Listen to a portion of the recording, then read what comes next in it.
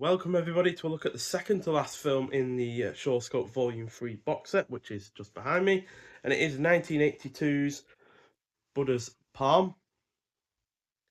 So yeah, this is directed by Taylor Wong, who also did the Rich and Famous and Tragic Hero films, which were a duo of crime sagas, both of which were also released by Eureka. And yeah, this is an action fantasy film by way of wuxia that clocks in at 97 minutes long, stars the likes of Derek Yi Tung-Sing, who was also in The Sentimental Swordsman, another film out of this release, and Magnificent Warriors. Then it also stars Alex Mann Chi-Leung, who was also in the Rich and Famous and Tragic Hero films, as well as Long Arm of the Law 2.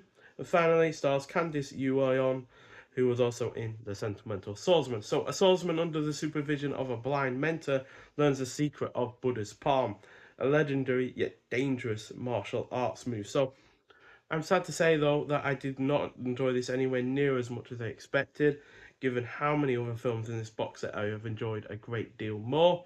This box set, quite frankly, was on a spectacular run of 4 and 4.5 star films, only one being rated but lower than that. But even this gets a lower rating than the previous lowest rated film, and this is ultimately a letdown for two reasons. The first of which is due to it having a plot that is both rushed and convoluted, which meant that for large swathes of this I found myself playing catch up. Secondly, the action scenes, though enjoyable, no doubt about that, are also nowhere near as entertaining or as impactful as other similar films, which is despite all of the flashy special effects.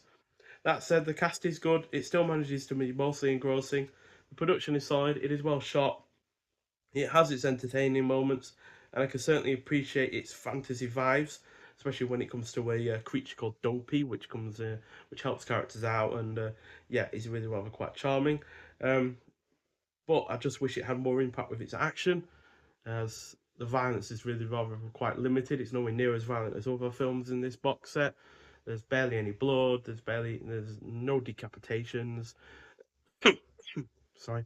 And even though obviously blood and decapitations aren't necessary to make a great action scene, they ultimately aren't replaced by any really great action scenes. Regardless of that, it just relies on a lot of special effects, a lot of lasers going on, and a sword that quite good. It looks like a lightsaber and stuff like that. And also wish the plot was a bit more focused, whereas it does feel quite of a jumbled mess. So yeah, nowhere near as good as the other films, unfortunately. It's only going to get a 3 out of 5, which is the lowest rating I've given a film in this box set so far.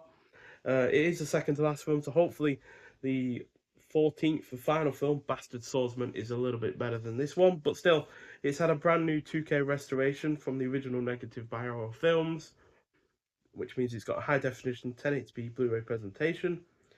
It's got newly restored uncompressed Cantonese, Mandarin, and English mono audio. It's also got newly translated English subtitles, plus optional hard of hearing subtitles for the English dub on this film. Then we've got brand new audio commentary by critic and translator Dylan Chung. And then we've got an alternate English title sequence for the film, which was renamed as Raiders of the Magic Palm, and then a theatrical trailer on top of that. So, yeah, it's by no means an awful film.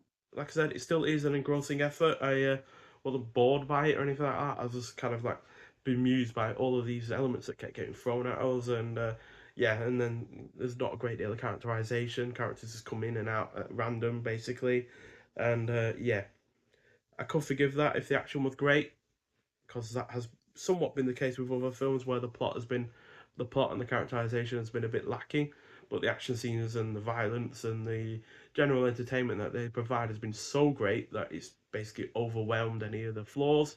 Whereas that is certainly less the case with this one. So yeah, which is a great deal of shame, to be honest, um, because at the end of the day was hoping that it'd be a lot better, especially considering what the high quality that we've had before.